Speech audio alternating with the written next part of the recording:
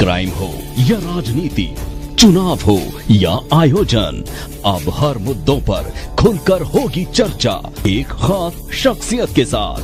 देखना ना भूलें हमारा कार्यक्रम एक खास मुलाकात। आज की बड़ी खबर, नरसिंह कुमार राष्ट्रीय अध्यक्ष एवं मनोज पांडे राष्ट्रीय महामंत्री चुने गए। Indian railway employees federation IREF का चौथा राष्ट्रीय महाधिवेशन कटनी में हुआ संपन्न। एक्ट 2 से संबद्धता समाप्त करने का लिया निर्णय।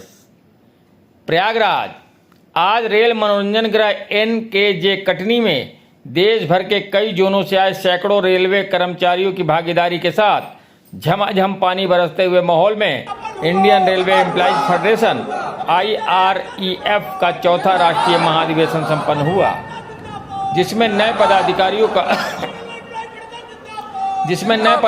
का चुनाव करते हुए राष्ट्रीय कार्यकारिणी ने सर्वसम्मति से फेडरेशन को कमजोर करने एवं आंतरिक विघटन का जिम्मेदार मानते हुए एक्ट 2 से संबद्धता समाप्त करने का निर्णय लिया।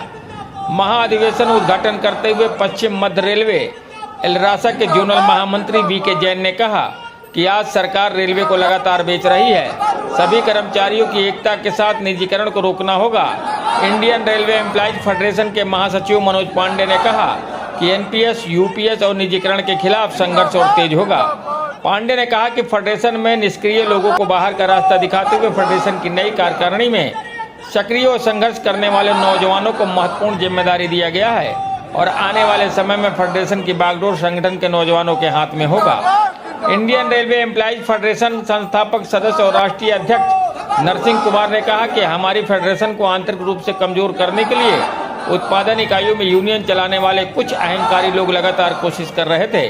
फेडरेशन के चौथे राष्ट्रीय महाधिवेशन से पहले तमाम तरह की अफवाहें फैलाकर महाधिवेशन को कमजोर करने की कोशिश की गई, लेकिन पूर्वोत्तर रेलवे, पूर्व मध्य रेलवे, उत्तर मध्य रेलवे, उत्तरीय रेलवे, दक्षिण पूर्व मध्य रेलवे, मध्य पश्चिम रेलवे, पूर्व रेलवे, दक्षिण पूर्व रेलवे सहित कई अन्य जोनों ने जबरदस्त बारिश में भीगते हुए विपरीत मौसम के बावजूद आए सैकड़ों रेलवे कर्मचारियों की भागीदारी से यह बात साबित हो गई कि रेलवे कर्मचारी देश के तीसरे वैकल्पिक federation Indian railway employees federation के साथ था, है और आगे भी रहेगा।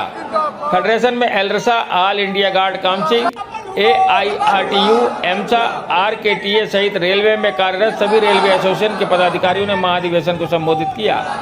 महाधिवेशन में चुनाव अधिकारियों ने सर्वसम्मति से चुनाव के उपरांत नरसिंह कुमार को राष्ट्रीय अध्यक्ष, पुष्पेंद्र त्रिपाठी को कार्यकारी अध्यक्ष, मनोज पांडे को राष्ट्रीय महासचिव, राजेंद्र पाल को राष्ट्रीय वित्त सचिव, डॉक्टर RJP कमल उसरी को राष्ट्रीय संगठन मंत्री, सुभाष चंद्र यादव को अतिरिक्त महासचिव, राजेश कुमार, सुरेंद्र नाथ विश्वकर्मा उपाध्यक्ष, संजय तिवारी, राकेश कुमार, अफसर हुसैन को संयुक्त सचिव, रेलवे रमेश सिंह, सरोज मीणा, राघवेंद्र प्रताप सिंह को सहायक सचिव, अखिलेश यादव, संदीप सिंह, सर्वेश तिवारी, चंद्रभूषण पांडे, ओम पाल यादव, सुधीर बाबू, राम प्रताप पटेल, मुकेश कुमार, सचिन कुमार को राष्ट्रीय कार्यकारिणी सदस्य सहित कई अन्य लोगों को पदाधिकारी चुने जाने की घोषणा किया।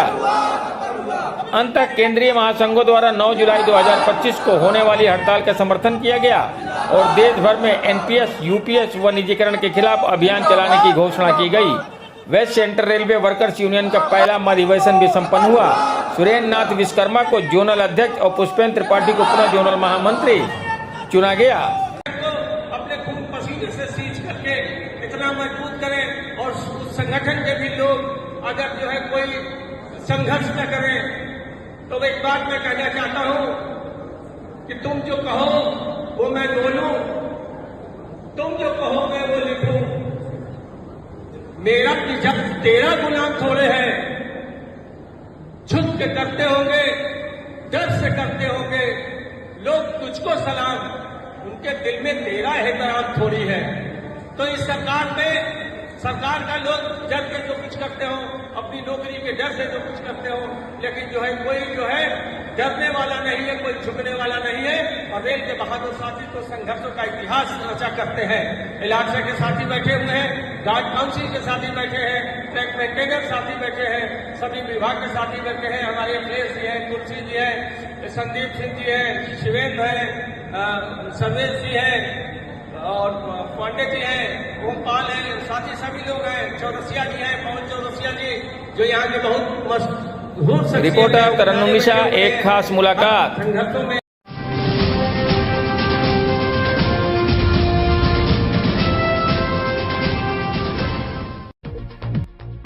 क्राइम हो या राजनीति, चुनाव हो या आयोजन, अब हर मुद्दों पर खुलकर होगी चर्चा एक खास शख्सियत के साथ।